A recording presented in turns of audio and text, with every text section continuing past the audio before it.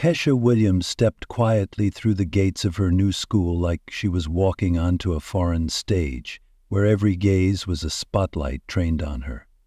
She carried Detroit in her bones, not through stories but through every breath, every step forged from 8 years of martial arts training.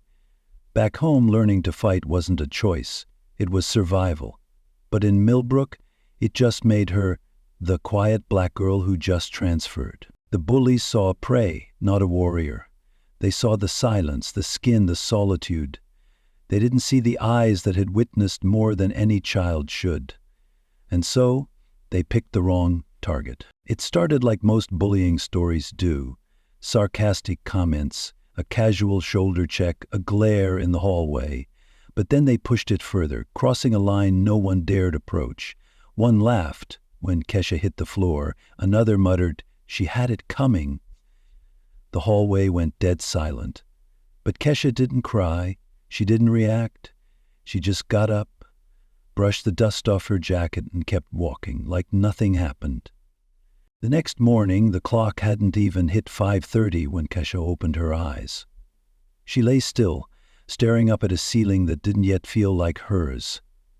This quiet suburban room made Detroit feel like another lifetime. Without a word, she headed down to the basement, where the punching bag had been hung the night before by her mother. Cross-hook uppercut. The rhythm was as familiar as an old song. But today, each punch carried something more. More than just technique. It carried willpower. A silent reminder that quitting wasn't an option. Upstairs, her mother, Dr. Patricia Williams, was still in her scrubs from the night shift.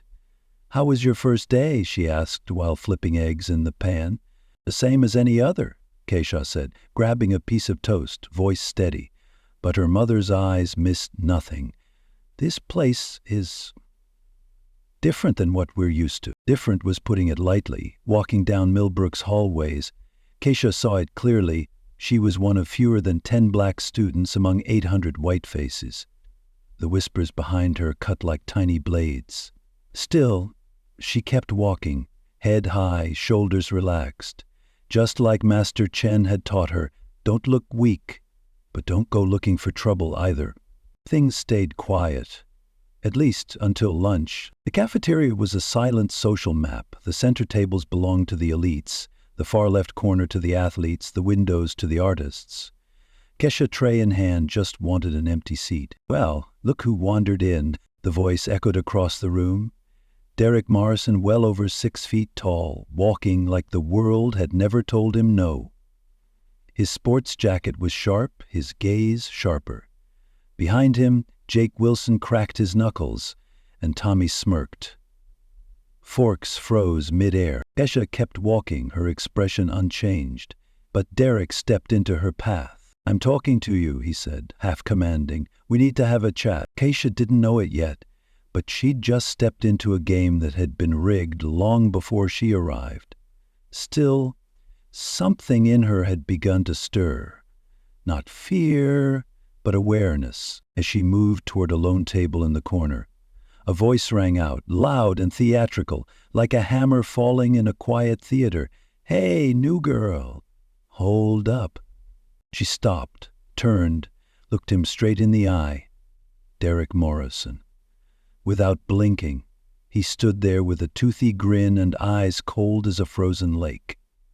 Kesha could smell the heavy cologne from both sides as Jake and Tommy closed in like shadows, swallowing the last bit of light. "You know how things work around here?" Derek asked, his tone light, playful, like someone used to being obeyed. "Usually, new students pay a little welcome fee," he continued, drawing out every word like he was explaining rules to an outsider. "Think of it like insurance. To keep bad things from happening." I'm paused. Every spoon, every breath in the cafeteria hung in silence. 200 eyes waiting for the year's first real showdown. "Insurance against what?" Kesha's voice was calm, even. So calm it made people shiver. "Accidents?" Derek shrugged. "A locker jams up. A book goes missing. Someone accidentally bumps into you. Around here, Folks who don't fit in usually have problems. Tommy grinned with slitted eyes, especially black folks who don't quite blend. Keisha set her tray down on the nearest table. She turned around. Her gaze stayed the same, but something inside her had just locked shut. I don't pay for protection. The words dropped like a stone into still water. Silence. Derek's smile cracked like a mask torn open. You're mistaken. Everyone pays. He stepped closer, his voice lower now, but it echoed across the room. Unless you think you're better than the rest of us?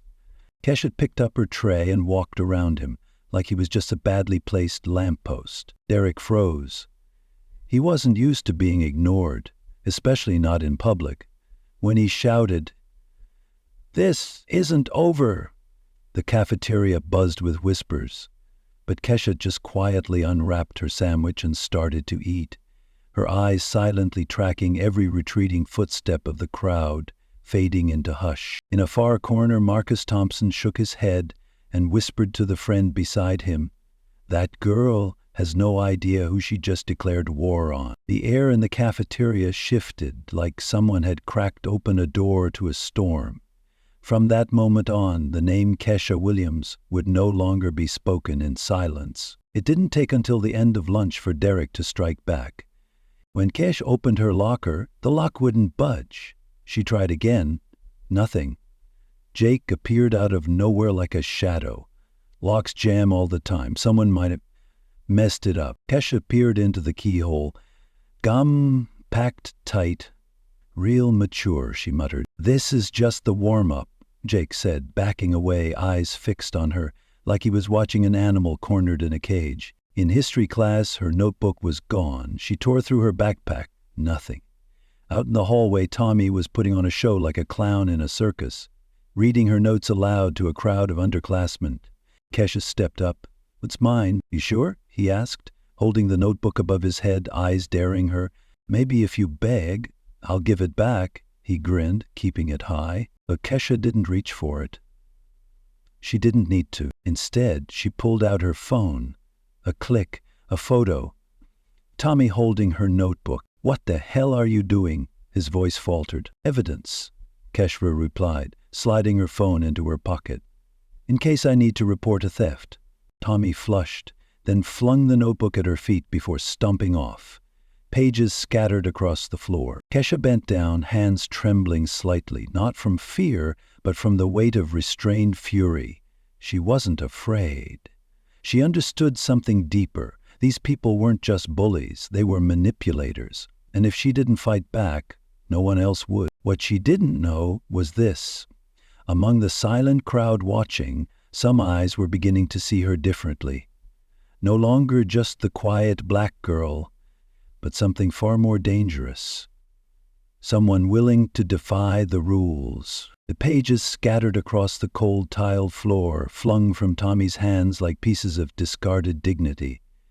Kesha crouched, gathering them one by one with quiet focus, like she was piecing back together the fragments of her own calm that someone had tried to shred.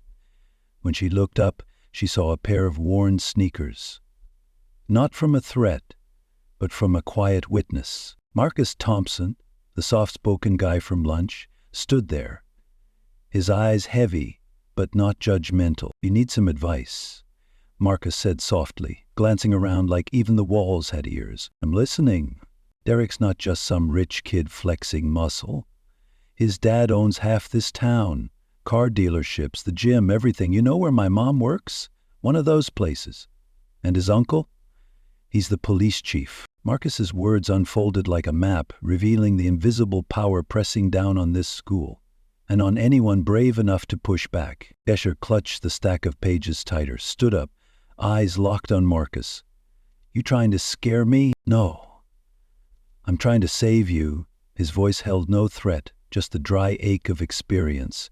"Last year, a transfer student named Miguel Santos said something to a girl Derek liked.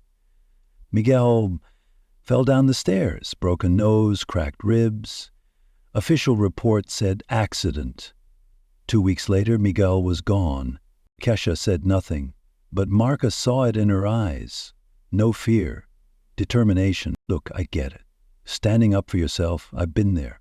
But Derek doesn't play fair. And he never rolls alone. If you're planning to make a move, don't. Before she could respond, Marcus turned and slipped into the crowd, changing classes. His last words echoed in Kesha's head, like a sad, unfinished song. That afternoon, the nightmare began to drip in. A spilled chocolate milk soaked her backpack at lunch, turning her books into a soggy mess. In the science lab, her safety goggles mysteriously vanished, forcing her to use a scratched-up pair so cloudy she couldn't read the measurements. Every incident was small, but stacked together with intention, they became a system of warnings. And there was always a witness ready to say it was just an accident. But by English class, Derek crossed a line. "Miss Patterson, I'm sure our new student has some deep thoughts on today's reading." Every head turned to Kesha. A trap laid wide open, but she didn't flinch. ChatGPT said. She stood up and calmly broke down To Kill a Mockingbird, analyzing racism and the quiet courage of moral integrity. 2 minutes. Not a single wasted word. The class was silent. Then Derek clapped. Slow, mocking, well, eloquent. Especially for someone like you, he didn't need to finish the sentence. Everyone in the room got the message. The air grew thick. Ms. Patterson flushed red, but said nothing. "Thanks," Kesha replied, voice sharp and cold as forged steel. "Nice to know someone appreciates clarity of thought." Derek faltered for a split second, then pushed on. "It's refreshing, since certain groups tend to struggle with academic discourse." The bell rang. She packed up her books slowly, leaving the classroom like someone no one dared touch. But inside, something cracked. Derek had crossed a line, and there was no coming back. The next morning, Kesha's locker came with a gift, a banana taped to the door with a scribbled note. "Welcome to the jungle." The handwriting was sloppy, but the pen strokes weren't hard to recognize. "Derek." She peeled the note off and tossed it in the trash without so much as a flinch. But she kept the roll of tape, like a silent token. Around her, students gathered. Some looked down, ashamed. Others snickered. But Kesha didn't lower her head. Not this time. Inside her, a thought had quietly ripened. He thinks this is a joke, but Derek Morrison just picked the wrong person to mess with. Kesha crumpled the mocking note and dropped it in the trash, but kept the tape, like a bullet never fired, proof of a war nobody saw, but everyone felt. She knew Derek wasn't acting out of anger. He was performing, and like any skilled manipulator, he picked his moment in front of a crowd. "Didn't like the gift?" Derek called out, standing there with his pack, voice raised for maximum effect. "Thought you'd miss the wildlife from back home." Isa closed her locker gently, her face unchanged, but her eyes, ice cold now. "Creative touch," she said. "But maybe work on your handwriting. Way too easy to identify." Derek's jaw twitched. He wasn't used to being talked back to, especially not in public. Around them, students began pulling out their phones. They didn't step in, but they recorded. The crowd wasn't just watching anymore. They were directing the scene. Maybe you need a lesson in respect. Maybe you need a refresher on basic manners. The whispers rose like wind skating across water. The rest of that morning was a parade of petty cruelty. Someone had poured itching powder into her gym clothes. At lunch, Jake accidentally slammed into her, sending her food tray crashing to the floor. "Oh, my bad," he laughed, way too loud. "You're clumsy, huh? Think you can clean that up?" Keisha bent down and picked up each piece of food. A few kids looked like they wanted to help, but she waved them off. Not out of pride, but because she knew if she stumbled here, they'd never let her get back up. During the afternoon study period, as soon as the hall monitor stepped out, Derek strutted in like he was stepping onto a stage. "Hey everyone, I've got something to share," he announced, holding up his phone. A speaker crackled. Kesha's voice played, but it wasn't her voice. Not the way she'd said it, not the tone, not the meaning. Her words on racial justice had been clipped, edited, twisted into a rant that sounded like an attack on white people, a smear against the entire school. She sat frozen, unable to believe what she was hearing. The whispers swelled like waves. Fear, anger, suspicion. A few sympathetic eyes, too few, too late. The rest looked at her like she'd betrayed the whole community. "Now everyone knows what you really think," Derek said, pocketing his phone like he just premiered a hit film. Kesha stood. Her voice trembled. "But it was clear.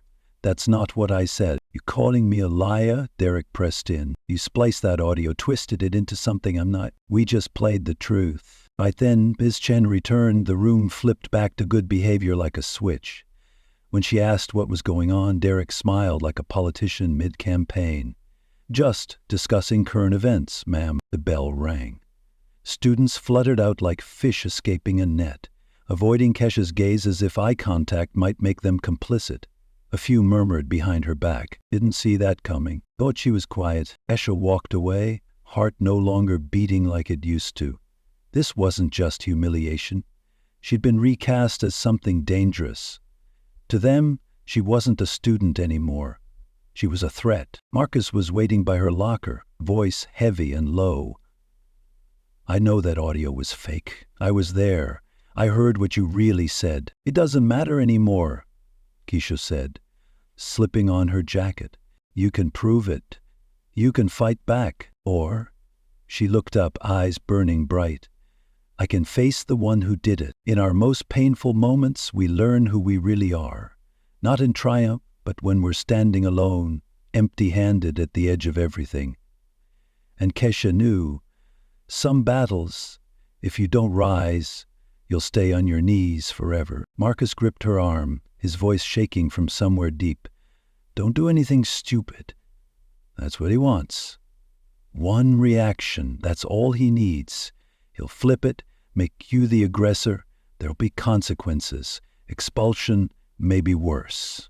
Keisha looked into his worried eyes, then over at the hallway, still buzzing with whispers, swarming with stares that clung to her like flies to an open wound. Derek had played it perfectly. Isolate, humiliate, corner. A chessboard laid out to make her destroy herself. But sometimes silence isn't strength, it's surrender. "Maybe," she whispered, "it's time he finally got what he asked for." She brushed Marcus's hand aside and walked straight toward the front doors. Behind her, Marcus called out, "Keisha, don't! He's not worth it." But she didn't stop, because some things are worth it. Dignity is worth it. The right to exist without being hunted is worth it. And sometimes the only way to end a cycle of violence is to show the bully that prey bites back. The parking lot glowed under the afternoon sun. Derek and his crew were laughing, slapping each other's backs like soldiers who thought they'd already won, a victory with no blood but wounds just the same.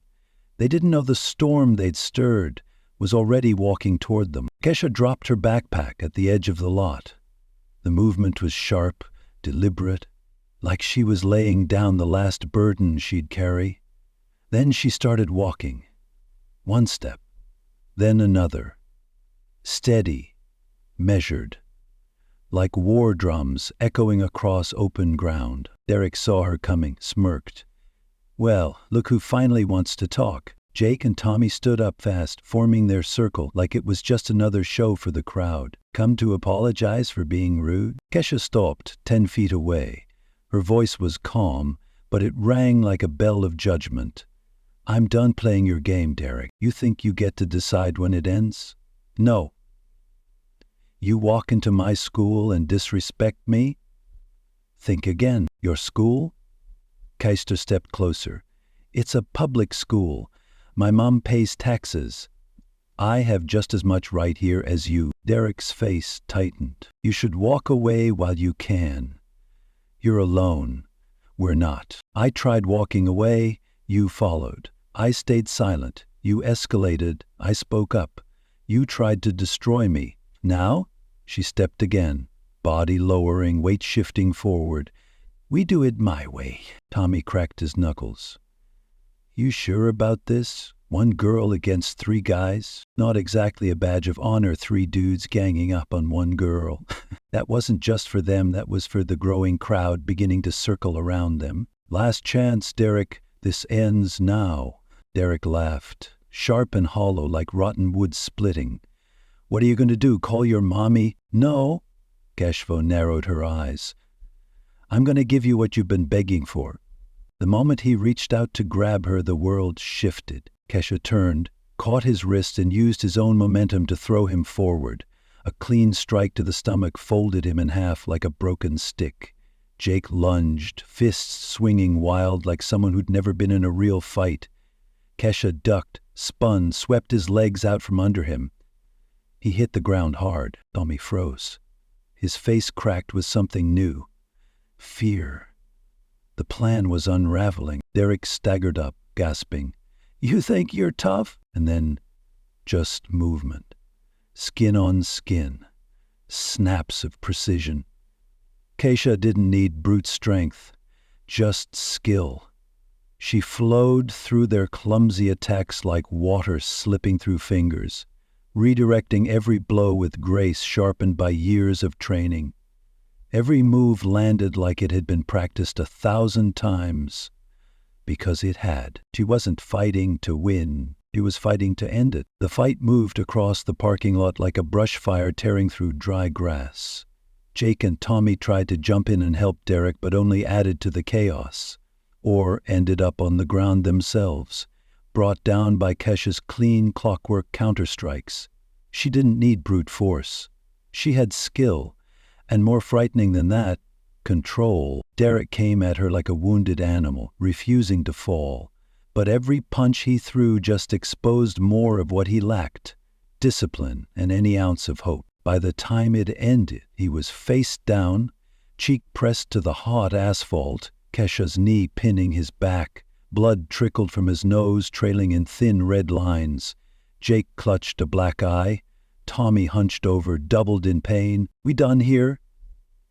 Kesha's voice rang out, not shaking, not rushed, like she'd just wrapped up a training session. Get off me, Derek growled through clenched teeth. I'll ask again, are we done? She pressed a little harder. All right, we're done. We'll leave you alone. All 3 of us. No more games, no more threats, no more lies. Got it? Got it. She stood up. Derek rolled to the side, a wreck, blood smeared across his face. Around them, the students who'd been watching from a distance were now completely silent. No cheers, no laughter. They just witnessed something bigger than a fight. Nice chat, Kesha said lightly, like wind slipping through trees, then turned her back to the chaos and walked toward the school building, where her backpack sat waiting for her like a loyal sentinel. In her office, Principal Martinez had just finished signing off on a stack of forms when her secretary knocked. There's something happening out in the lot. Students say it's a fight. She sighed and grabbed her blazer. How bad? No ambulance is called, but you should probably see for yourself. By the time she made it outside, Derek was being half carried by Jake and Tommy. Blood dripped from his nose. Around them, a ring of students, some filming, others whispering with breathless excitement. What's going on out here? She asked, scanning the crowd. Nothing, Derek mumbled, avoiding her gaze. You're bleeding. That doesn't look like nothing. I tripped. Didn't see the curb. Martinez raised an eyebrow, but before she could press further, the 3 of them were already stumbling away. Derek slumped against Jake, battered and humiliated. The next morning, the story had already outgrown the truth. Some said Kesha used a knife. Others claimed she took on 5 guys at once.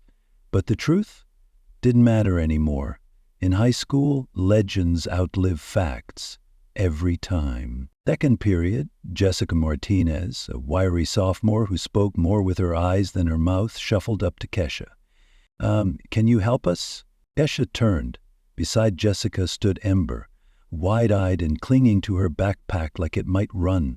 What's going on? We heard about yesterday. And there's this group of kids from Riverside. They've been bothering us at the bus stop. Yesterday they grabbed Amber's backpack, dumped everything on the sidewalk, called us some awful stuff. Jessica inhaled deeply. They said they're coming back today. Kesha was quiet. Derek's face, bloodied and shaken, flashed through her mind.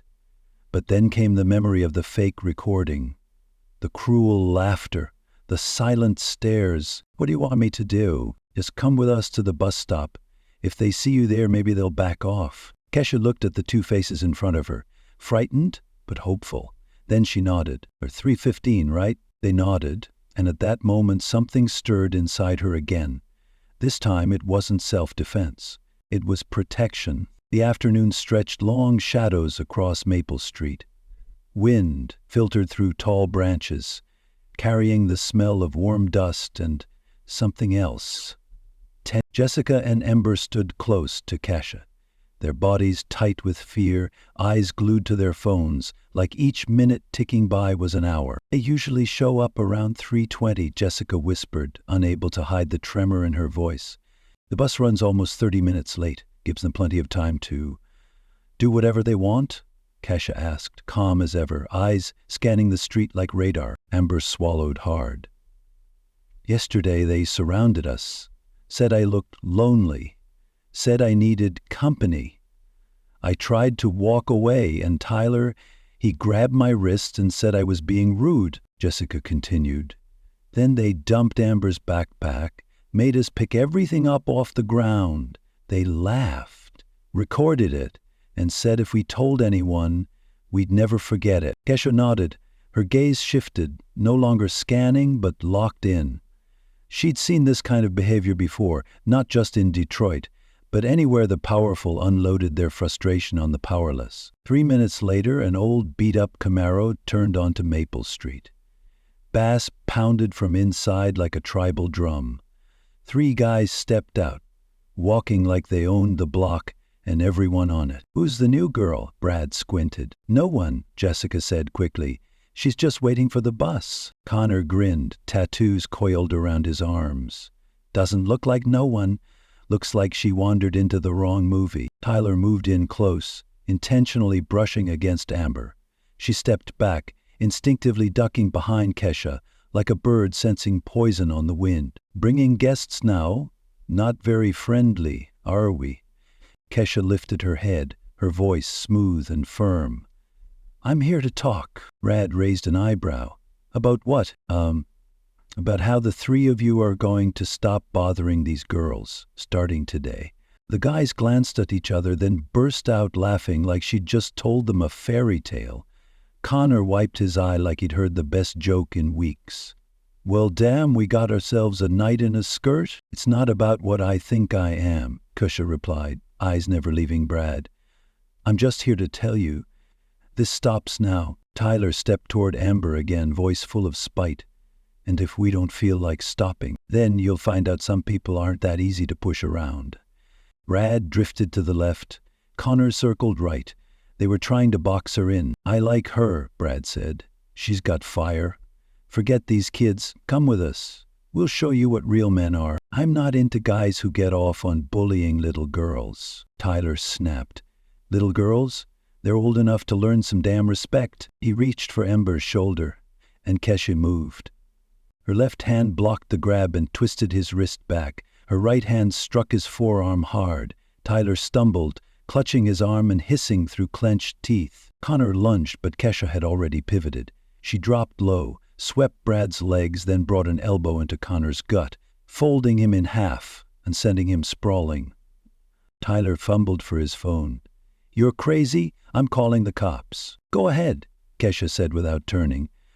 "Tell them 3 guys harassed 2 girls and got what they deserved." Jessica was still recording, her voice shaking but firm. "I got it all, even the part where Tyler touched Amber." Brad wiped blood from his lip, staring at Kesha like he was finally seeing her clearly. "You don't know who you're messing with." 3 cowards who corner girls half their size," Kesha said, her eyes as cold as a Detroit winter. "Trust me, I know exactly who you are." Connor limped toward the car, swagger gone. "This isn't over. Is it stable?" Kesha replied, voice like stone. "I just ended it. For all of you." She stared them down as they retreated toward the Camaro, like wolves soaked and snarling after a hard rain. "If I ever see you near these girls again, She paused between every word, each one like steel striking steel. "The next conversation won't be so polite." Tyler opened his mouth to fire back, but Brad grabbed him, dragging him toward the waiting car. Tires squealed as they sped off, all bluster and no bite. Jessica's hand still trembled as she lowered her phone. "Oh my God, that just happened. You two okay?" Kesha asked, her voice softening now that the storm had passed. Ember nodded, tears glistening with relief. "Thank you. I can't believe you actually—" "They were counting on you being afraid," Kesha said, eyes distant. "Bullies always do." The bus growled around the corner, its brakes hissing like a long sigh. The three girls stepped on board. But something had changed. It felt like they'd walked through an invisible gate, leaving fear behind under the weight of their own steps. From the back seat, Jessica was already uploading the video. "People need to see this," she said, her eyes lit with fire. "People need to know someone finally stood up." Aisha had no idea, couldn't have known, that by nightfall she wouldn't be the new girl from Detroit anymore. She would be a symbol. By sunset, the video had spread like wildfire. Shares skyrocketed by the hour. The title was simple but explosive. "A high school girl stands up to bullies.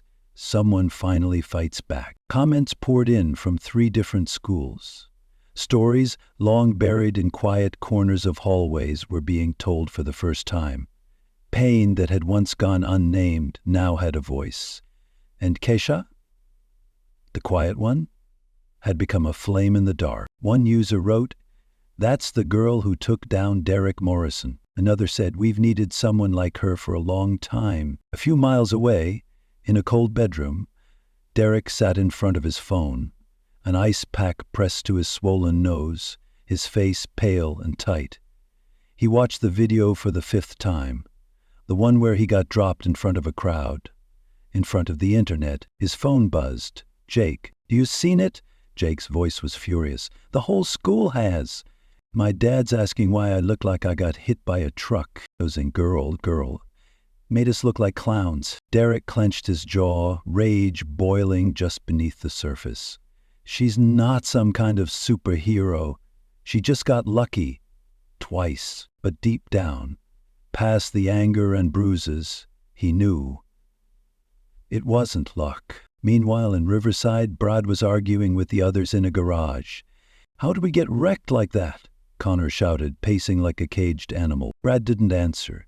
He just stared at the cut on his lip reflected in the side mirror. "She didn't even breathe hard," Tyler groaned, still rubbing his wrist. "Scared the hell out of me." Connor slammed his hand on the table. "What do people think we are now? Cowards? Guys who jump girls?" "We were the bullies," he muttered like a confession. "And fear kept people quiet. But if they see one girl take us down, we lose all of it." At Millbrook High, the undercurrents broke the surface. By Monday, Principal Martina's office was no longer a quiet place. The voicemail inbox overflowed. Some calls were angry, demanding Kesha be expelled. Others offered thanks, grateful that for once their kids felt protected. "What is this?" Martinez asked, as Secretary Chen handed her a stack of papers. 12 students filed bullying reports. They all mentioned the video and said they're done staying silent. Martino flipped through the pages. Every sentence was a buried truth, every statement a spark, now ignited. She sat in silence. Every "this happened to me" became a question. How didn't we know? And what do we do now? "How did we not know anything about this?" one school board member asked aloud. Some of the incidents had happened off campus. Others, according to students, had been reported but ignored. While administrators scrambled to find explanations, Kesha walked through the school hallways with dozens of eyes following her. No longer filled with avoidance or suspicion, now they held respect, admiration, and even gratitude. "You're like a superhero straight out of a movie," said Danny, a sophomore who had just submitted a report on months of harassment. "I'm no hero," Kesha replied, her voice calm. "I just got tired of staying quiet." As students lifted Kesha up, the administration fell into crisis. A special meeting was called. Board President Walsh growled, It happened off school grounds. We can deny responsibility. Can we really? Principal Martinez asked, opening her laptop and hitting play. Half the comments are about how our school ignores bullying. The room tightened like a pulled string. A board member asked, "What are you suggesting?" "I'm suggesting that instead of protecting our image, we start listening to our students." The debate turned into a quiet storm between saving face and saving the truth.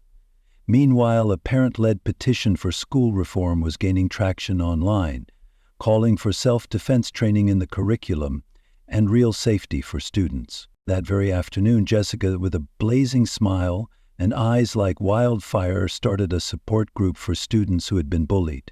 More than 50 signed up by the end of lunch. As Kesha walked through the hallway, she could feel the shift in the school's atmosphere. Nods replaced avoidance. Teachers who once looked the other way now watched more closely. But alongside it all came the sharp stares of hatred from Derek and his crew. She knew this wasn't the end. It was just chapter 1 in a much longer fight. The video had given her a voice, a community, but it had also drawn a target around her back. By Tuesday morning, Kesha was called into the principal's office. Miss Martinez sat behind her desk, visibly exhausted, her eyes strained like someone who hadn't slept since the phone started ringing. "We need to talk about the bus stop incident. Some students were being harassed," Kesha said plainly. "I helped them by stopping their attackers with physical violence." "Off campus," Martinez replied, opening a file. "I've received 17 calls from parents. Some want you expelled. Others want you given a medal. The board is holding a meeting tonight to decide." Kesha kept her voice even. "Decide whether I was wrong for protecting someone? You took down 3 boys and ended up all over the internet," Martinez countered. "I didn't post the video, and those guys were threatening our students." Martina rubbed her forehead and exhaled. "I get it. I do. But vigilante justice isn't how we operate. The school has procedures. Those procedures didn't stop Derek from tormenting me for a week. They didn't protect Jessica and Amber from being touched and threatened." The principal opened her mouth to argue, but stopped. She knew Kesha was right. "Listen, I want to help you," Martinez said, her tone softening. "The board just wants this to go away. If you promise not to engage physically again, we might avoid disciplinary action." Kesha stared at the woman across from her, and in that moment she understood something clearer than ever before. The world doesn't change because people follow procedure. It changes when someone chooses to break the silence. As Kesha left the office, Martinez's final words echoed in her mind. This path can't go on forever. Outside in the hallway, Danny and 3 other students waited, eyes anxious like spectators waiting the outcome of a battle they weren't brave enough to fight themselves. "You got called in?" Danny asked, voice trembling. "Could be trouble," Kesha replied, heading toward her locker. "We wanted to ask you something." Danny quickened her pace to keep up. "Some of us were talking, and if you could teach us how to defend ourselves." Pieces stopped. "How to fight back?" "No." Danny's voice grew steadier. "How not to be cornered. I've been bullied since 7th grade. Yesterday was the first time no one touched me, because they thought you might be watching. But that won't last," Kesha said, soft but firm. "Exactly," said another girl, Sarah, stepping in. "My brother goes to Riverside. He said those guys from yesterday are planning something. They're humiliated and they're angry. He didn't give details, but told me not to go anywhere alone." At the same time, in the coach's office, Mr. Rodriguez faced a request from the principal. "You want me to ban Kesha from the gym?" He raised an eyebrow. "For teaching kids how to protect themselves?" "Some parents are calling it a fight club," Martinez replied. "The board is worried about liability. I'm worried that one day a kid ends up in the ER because no one taught them how to defend themselves," Rodriguez shot back. "I've taught here for 12 years. This is the first time I've seen students excited to move." "This school doesn't see it the way you do," Martinez sighed. "Well, maybe they should take a walk down the hall, see how the bullies are the ones crossing the street now." That afternoon, Kesha stepped into the gym, where more than 30 students were waiting. Many of them she had never spoken to, but they all had one thing in common. They had been victims. And now they were ready to stop being victims. "The principal says we're not allowed to train here," Keshu announced, and the room fell heavy. But then she added, "But this is after school." And Coach Rodriguez gave us the go-ahead. He stepped out from his office, nodding. "To me, this is a physical wellness club, focused on self-defense and building confidence, fully within the rules." Cheers erupted. But Kesha raised her hand, calling for silence. "Before we start, you all need to understand something. This isn't about fighting. It's about knowing how to protect yourself and others. We don't go looking for trouble, but we don't walk away if it finds us." She began by teaching basic stances, how to escape wrist locks, and techniques to de-escalate conflict with words. Through the glass door, Derek and Jake watched in silence. Their faces were tight as wire, twisted with anger and something else. "Look at them," Derek growled. "She's building an army." "So what do we do?" Jake asked. Derek's smile was cold as steel. "We show them every action has consequences."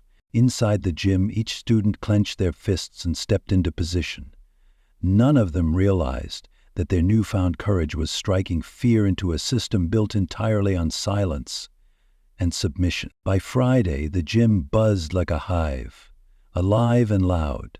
Over 60 students spread out across the floor, some learning how to break out of holds, others practicing balance, others just learning how to stand tall without lowering their eyes. "When you have the skills," Kesha called out, scanning the room, "the goal isn't to fight.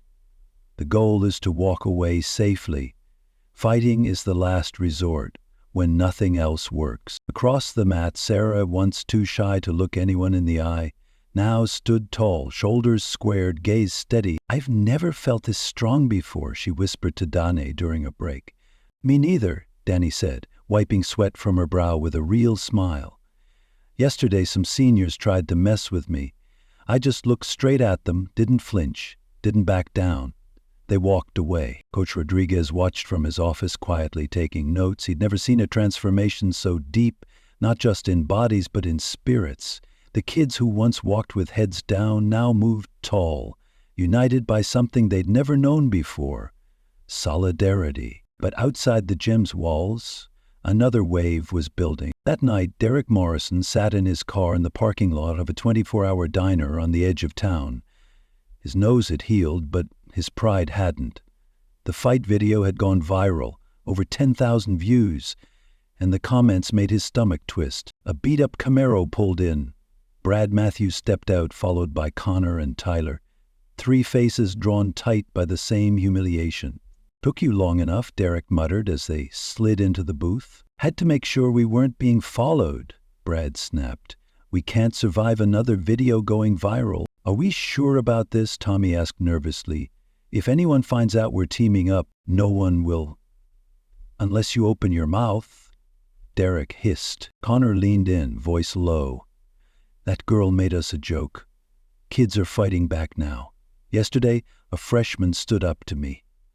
"A freshman?" Derek pulled out his phone and played footage from that afternoon's training. 60 kids, he said, and it's growing. "So what's the plan?" Brad asked. Derek's smile returned, sharp, calculating. "We can't touch her anymore, but we can take her down legally." Tyler frowned. "Assault charges. My dad knows people in the system. We all file reports, say she attacked us without provocation. Cops will get involved. School have no choice but to expel her." "About the video," Connor argued. "Video can be twisted," Derek said flatly. "With the right lawyer, truth's whatever we say it is." Jake nodded slowly. "Once she's gone, the club dies. Fear comes back." "And if it doesn't work?" Brad asked. "Then we still have money, reputation, connections. She has nothing, and to the adults, we'll look like the victims." They stayed another hour, mapping it out step by step, from syncing their stories and filing claims together to painting Kesha as unstable and dangerous.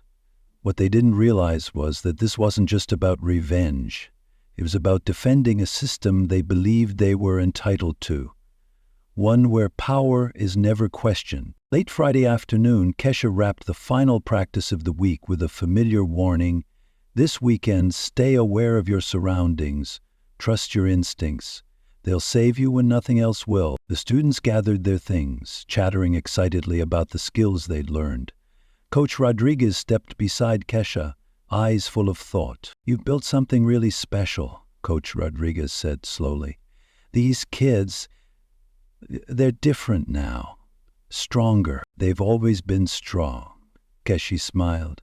They just needed someone to remind them. Rodriguez glanced around the slowly emptying gym. "But you should be careful. Change like this makes some people nervous, especially the ones who've always thrived in silence." Kesha nodded. She could feel it, like the pressure in the air before a storm. The stares from Derek and his crew, conversations that died the moment she walked past. Something was brewing, and her gut told her the real fight was about to begin. On Monday morning, a chilling call came through to the hospital where Dr. Patricia Williams was on shift. "Dr. Williams, this is Sergeant Hayes with the Millbrook Police Department. We need you and your daughter to come to the station." Patricia froze. "Is she hurt? What happened?" "No, ma'am, but your daughter has been accused of assault. We need to question her." "Accused? That has to be a mistake. My daughter wouldn't." "Mom, we have 6 complaints on file. I suggest you call an attorney." Patricia's hands trembled as she called the school and her supervisor to take emergency leave. By the time she arrived at Millbrook High, officers were already on campus. Principal Martinez stepped out of her office, face pale and drawn. "6 male students from 2 different schools. They're saying Kesha's attacked them unprovoked." "That's absurd," Patricia snapped, her voice sharp as glass. "My daughter defended students. She didn't go looking for trouble." Sergeant Hayes flipped open his notepad. "According to them, she targeted them. Aggressively, repeatedly. They're filing for an emergency restraining order." When Kesha was called to the office, for the first time since arriving at Millbrook, a flicker of uncertainty crossed her face. She saw her mother, eyes heavy with fear, and the officer standing beside her, and she knew. Derek had shifted the battlefield, from fists to legal fire. "I'm under arrest," Kesha asked quietly. "Not yet," Sergeant Hayes replied, "but you do need to come down to the station for questioning. Your mother can accompany you." News of Kesha being escorted off campus by police tore through the school like a wildfire. Jessica Martinez broke down in the middle of the hallway. "This is my fault," she sobbed to Sarah. "If I hadn't posted that video—" "No," Sarah cut her off, her voice steady like stone. "This is Derek's fault, Brad's fault, every one of them who couldn't handle someone finally standing up." Less than an hour later, the students mobilized. Danny launched a group chat called Justice for Kesha, over 200 members in 30 minutes. The bus stop video was reposted, this time with subtitles, clarifying exactly what happened. A wave began to rise, not just to defend Kesha, but to reclaim the voices of those who'd been told to stay quiet for too long. Marcus Thompson, the same student who tried to warn Kesha early on, now stood in the middle of the cafeteria, voice ringing through a crowd swelling like a hornet's nest. "They're trying to destroy someone who protected us, who made us brave enough to stand." His words lit a spark. Within an hour, the main hallway filled with students holding handmade signs. "Justice for Kesha. Stop protecting bullies. She saved us." Their chants were messy, uncoordinated, but filled with raw courage. At the police station, Kesha sat quietly in the interrogation room beside her mother and a hastily appointed public defender, Mrs. Rodriguez. The air hung heavy with tension and exhaustion. "Start from the beginning," Ms. Rodriguez said, flipping open her legal pad. "Tell me everything from your first day." Kesha told it all. Every insult, every escalation, the edited video, the parking lot confrontation, the incident at the bus stop. With each detail, her mother's eyes shifted, from worried to furious. The things Kesha had kept to herself now cut through her like glass. "Where didn't you tell me?" Patricia asked. her voice thick with pain, because I thought I could handle it. And I knew if you said something, they'd just make it worse. Miss Rodriguez scribbled furiously. Do you have any evidence? I have some photos. And maybe the school's security cameras picked up something back at Millbrook High. In the principal's office, Coach Rodriguez was trying hard to keep his anger in check. You know this is wrong. You saw the change in these kids. You saw how Keisha made them believe in themselves. And now you're punishing her for daring to make a difference? I don't want this, Martinez said, her voice strained under pressure. But the school board's worried about lawsuits. 6 families have filed. My hands are tied. What about all those years Derek and his friends bullied other students? Rodriguez's voice sharpened. I filed reports. I suggested action. No one did anything. But the moment one girl stands up, suddenly everyone's worried about school violence. The argument was cut short by Mrs. Chen. Principal Martinez, we've got about 50 students in the main hallway holding protest signs. And now some parents are showing up too. Martinez closed her eyes like she was bracing for a migraine. Call the board president. Tell them, we have a situation. At the station, Patricia Williams sat beside her daughter, fingers clenched in silence. No matter what happens, I'm proud of you. Kesha took her mother's hand. Her eyes didn't cry, but her heart overflowed. She knew the real battle had only just begun. But this time she wasn't walking into it alone. 2 weeks later, the night before the hearing, Kesha sat at the kitchen table reviewing her testimony with Miss Rodriguez, no longer just a public defender but a soldier in the fight. After hearing Kesha's story, Rodriguez had taken the case pro bono. Remember, Rodriguez said, eyes glued to her notes, only the truth. No matter how they push you, don't get angry. That's the trap. What if they don't believe me? Kesha asked, her voice softening. Then we appeal. But trust me, you'd be surprised how many people are on your side. Dr. Williams stepped in, holding a box overflowing with letters. All of these came today. Parents, students, even teachers from other schools.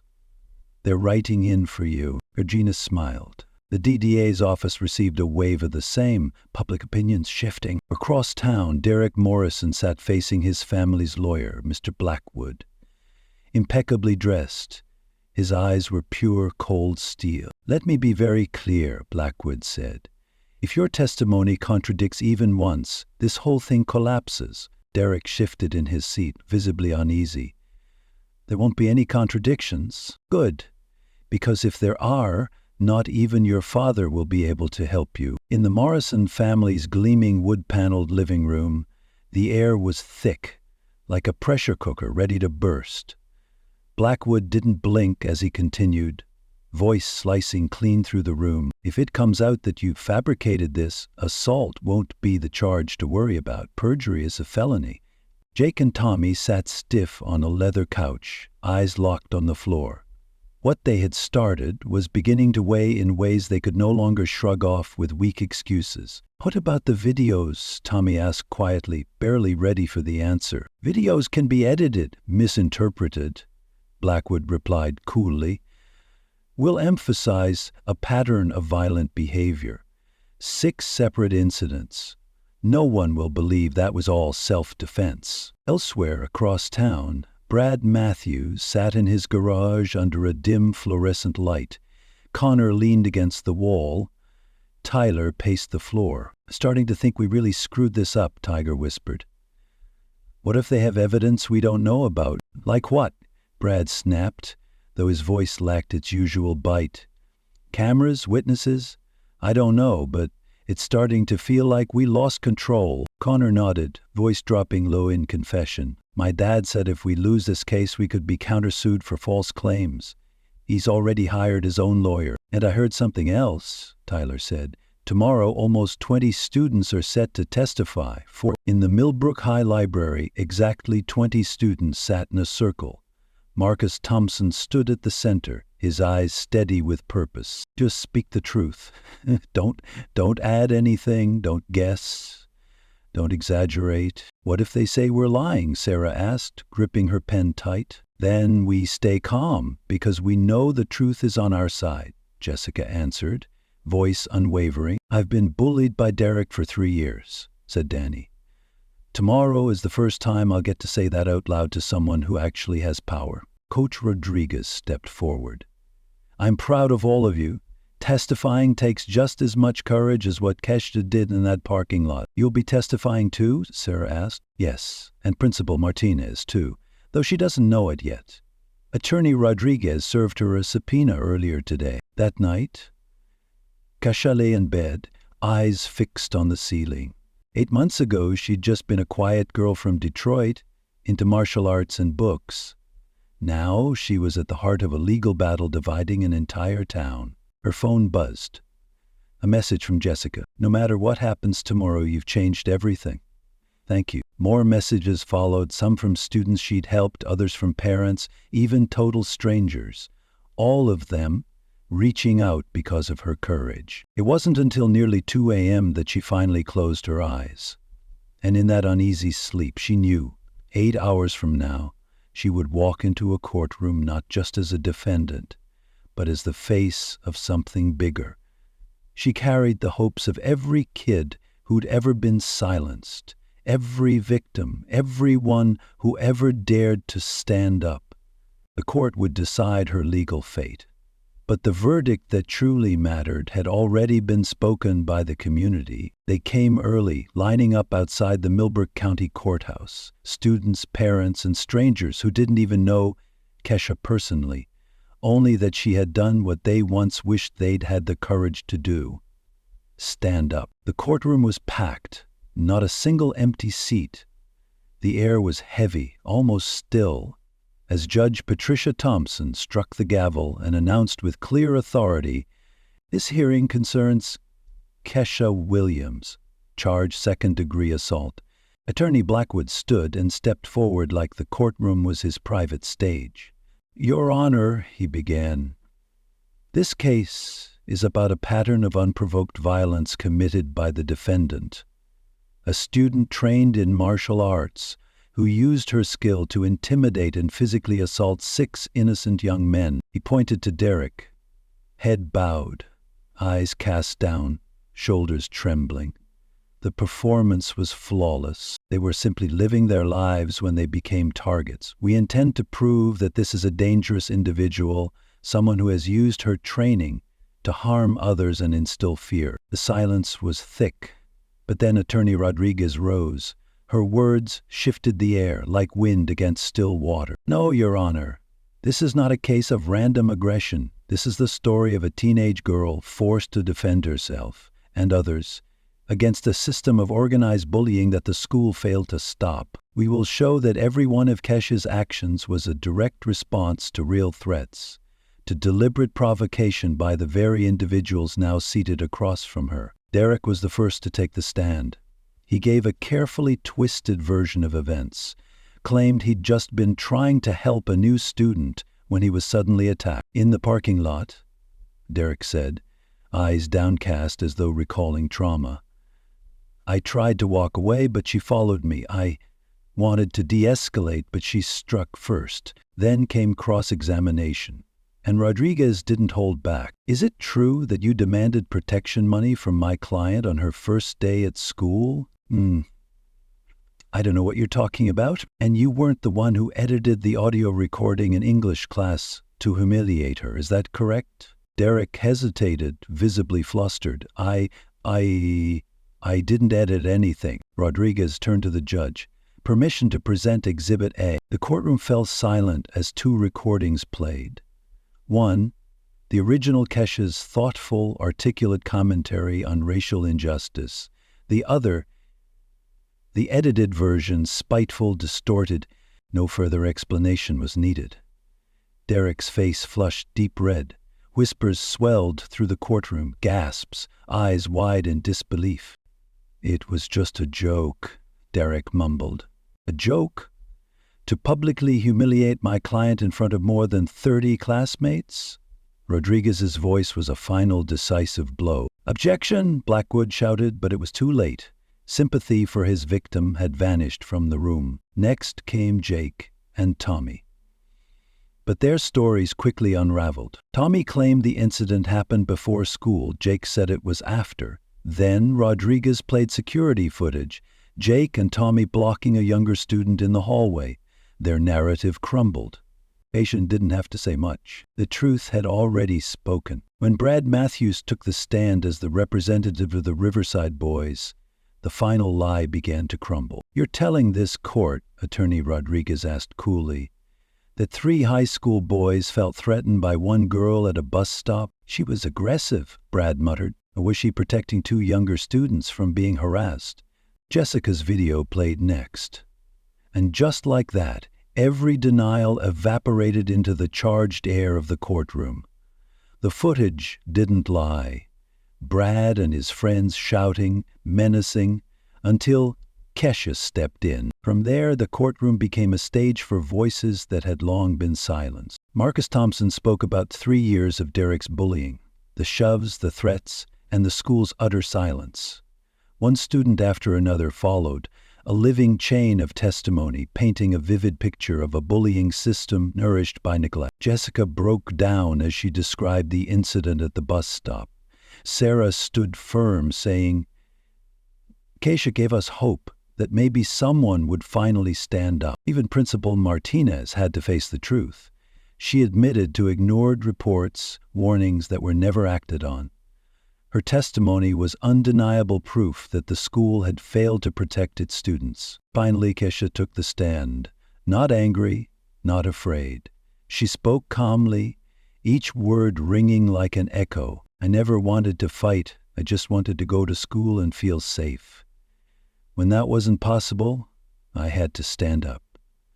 Not just for me, but for those who couldn't." Rodriguez's closing argument left no one in their seat. If this court convicts this young woman today for defending herself, for protecting her classmates from violence, we're sending a dangerous message that bullies can act with impunity while those who stand up are punished. 30 minutes. The courtroom held its breath while Judge Thompson deliberated. When she returned, her eyes locked on Keisha. "After reviewing all evidence and testimony," she declared, "the court finds the defendant not guilty." A silence fell, then the room erupted. Cheers, applause, tears. Kesha threw her arms around her mother and her attorney, 2 women who had stood with her through a long, grueling fight. The judge banged her gavel one last time, her voice cutting through the noise. "I am recommending the district attorney's office open an investigation into possible perjury by the plaintiffs." Across the courtroom, Derek Morrison sat frozen, his face drained of color, his stare empty. His once powerful father, now just a bitter man muttering to a swarm of reporters, "You told me this was a lock. You said she didn't stand a chance. Blackwood had packed up long ago. Your son lied to me once that video surfaced. There was nothing left to fight." Jake and Tommy sat blankly in their seats. Jake's mother turned to him, voice like ice. "Perjury is a felony, isn't it? We just save it. We'll talk later. And you're calling every family you dragged into this mess to apologize." Over in Riverside, things weren't much better. Brad's father walked away without a word. Connor's mother tore into him. "You really planning to go to jail? After everything I taught you, this is what you choose, to lie under oath?" But on the other side, it felt like a celebration. Not because someone won, but because justice had finally been called by its name. Jessica hugged Kesha tight. "You did it. We did it," Kesha corrected, glancing around. At the people who had stood up, spoken out, refused to bow their heads. Her mother, Dr. Williams, stood silently. She looked at her daughter. Once shy, now a symbol of courage. "I've never been more proud of you," she whispered, as Cléché stepped toward her. The quiet girl from Detroit, who once just wanted a peaceful place to learn, had sparked something unstoppable. An awakening, not just because she won, but because of how she weathered the storm. That's what made people respect her. Attorney Rodriguez packed up her files, satisfaction in every motion. In 2 decades of legal work, few moments had shown her justice this clearly. "The DA's office is going to press charges," she told the Williams family. "False reports, perjury. Those boys are in serious trouble." Outside the courthouse, the street overflowed with news vans. Reporters swarmed students, parents, local residents. The story was no longer just about Millbrook. It had become a national conversation about bullying, self-defense, and a system that had failed its kids. "This sends a message," Marcus Thompson told a reporter classmates gathered behind him.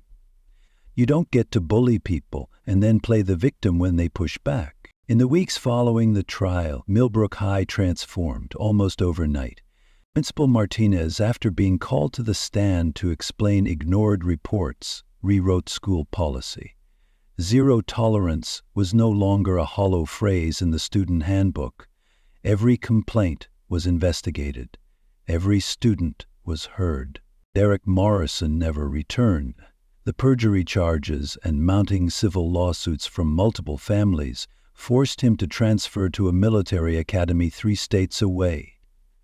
His parents quietly sold the house and left town, carrying with them a stain not easily washed away. Jake Wilson and Tommy Bradley pled guilty, receiving community service and probation. Jake lost his college scholarship. Tommy was kicked off the football team. Over at Riverside, the fallout was just as harsh. Brad Matthews was expelled and faced a string of charges. Connor and Tyler were suspended, awaiting their own hearings. Reputations shattered. But the biggest change came from something Kesha had started quietly. 3 months after the trial, the school gym pulsed with new energy. Over 100 students now trained under Kesha and her assistants. Students who were once victims, now transformed into pillars of strength. The self-defense and student empowerment program wasn't just about punches and stances. It taught how to recognize emotional abuse, how to intervene safely, how to be an ally instead of a bystander, how not to turn away when someone needs help. Coach Rodriguez stood watching, eyes full of pride. "I didn't think it would spread like this," he told Kesha as she helped a freshman with her stance. Me neither," Kesha smiled. "But maybe people have always been ready. They just needed someone to give them permission to believe they could be strong." Now Sarah, the once shy girl at the bus stop, was an assistant coach herself. She told a group of 7th graders, "The best part isn't learning how to fight. It's learning that you don't have to be afraid anymore." In the hallways, where eyes used to dodge one another, now came nods of support. Where silence once ruled, voices now rose for each other. Danny, once a regular target of Derek's cruelty, now led the peer support group for bullied students. A girl from Detroit who had only hoped for a quiet place to learn had helped reshape an entire community into one where courage was no longer a lonely thing. And those who once ruled through fear were now forced to witness a simple truth, one they couldn't stop. When truth stands tall, darkness has nowhere to hide. Kesha didn't just teach us how to fight back, Danny explained to new group members. She taught us that we deserve to feel safe, and more importantly, that we have the right to make that safety ourselves. The ripple effect didn't stop in Millbrook. Other schools in the district requested similar programs. Anti-bullying organizations across the country reached out for guidance. Colleges took notice, not just because of her grades, but because of her impact. On a quiet Friday afternoon, 6 months after the trial, Kesha sat once more in the school cafeteria, once her battleground. It was here that Derek had first demanded money, but today everything felt different. Students from every grade, every social group sat together. Laughter and conversation filled the air. The tension was gone. The furtive glances gone. Jessica approached Kesha's table, envelope in hand. "Another letter for you," she grinned. Inside was a note, handwritten and messy, but full of heart. "I saw your story on the news. Because of you, I started a self-defense group at my school in California. We've got 30 members now, and there hasn't been a single bullying incident this semester. Thank you for showing us that being mistreated isn't something we just have to accept." Marcus leaned over as he sat down. Another one?" "Another one." Kesha nodded, carefully placing the letter in the stack she always kept in her locker. her quiet little treasure. Through the cafeteria window, she looked out at the schoolyard.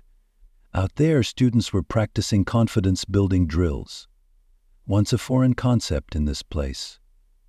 Kesha exhaled softly, her mind drifting back to that fateful morning when she refused to hand over money to Derek. All she had wanted was to keep her head down, stay out of trouble. But sometimes, the battles you don't choose are the ones that shape you the most, and sometimes all it takes is one person standing up to change an entire community. The bell rang, signaling the end of lunch. Students scrambled to pack their books, footsteps echoing through the halls, but this time, those weren't the footsteps of fear, they were the footsteps of people who knew their worth. Kesha smiled and zipped up her backpack. Her mother once told her, "Millbrook isn't Detroit." She was right. Millbrook wasn't. And now it was better, because she had dared to do what few would. She walked through hallways that had once felt cold and foreign, now alive with warmth and respect. Where silence had reigned, voices rose. Where fear had ruled, people now stood tall. Kesha Williams knew one thing for sure: some battles, no matter how hard, are worth every sacrifice.